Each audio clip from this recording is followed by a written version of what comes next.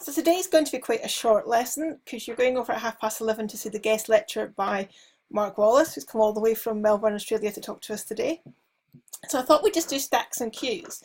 Stacks and queues are two of my favourite data structures. Why? Because they're relatively straightforward and easy to learn, but they're also really useful when it comes to programming. So a stack, the first one, is a really efficient data structure for storing data in a last in, first out order. That's often referred to as LIFO. So stacks are the primary LIFO data structure. Last in, first out. That means the data is retrieved in the opposite order to where it was stored.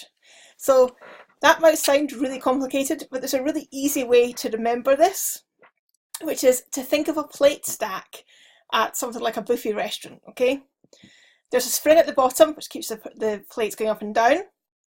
You can push plates, one or more, into the top of the stack, and it will take the spring down. And then when you want a plate to put some food on, for example, you can pop another one off the top. And that is a really good way to remember how a stack works, because there's no way there that you can put the data at the bottom. There's no way you can add the plate to the bottom. It's got to be at the top, and whatever was put in last comes in first, hence last in, first out. There's some operators you have to know about in stacks. So initialize, so that makes an empty stack.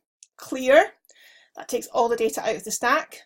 Push, puts an element on top of the stack. Pop, takes an element from the top of the stack.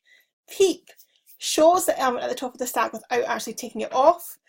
Some people don't implement a peep operation. It really depends on what you're using a stack for, as to whether you need a peek or not, but it's good to think about whether you need it.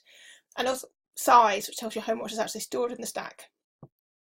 So what I want you to do is stop there, pause the video, and I want you, when the video is paused, to take 10 integers, just randomly, and put them into a stack and take them out again. And just check that you always get that last in, first out order when you do it on paper. Okay, pause there and come back when you've done that. So hopefully that worked, and hopefully you've now got the hang of stacks. The other thing we're going to talk about today is in some ways the opposite data structure, because it's first in, first out. And that data structure is a queue. So queues are the most efficient data structure for storing data when you need it to be first in, first out. You retrieve the data in the same order as the way it was stored.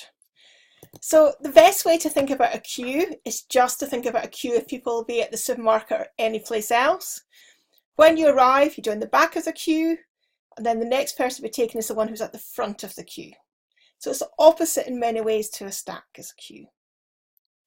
Queues have a number of operations just like stacks. They have initialize, set it up, clear, get rid of all the data that's currently in it, push, puts an element on the top of the queue. Sometimes people call that enqueue as well, so you might see the terminology enqueue used. Pop, which takes an element from the bottom of the queue. Sometimes that's called dequeue, to pop an element off.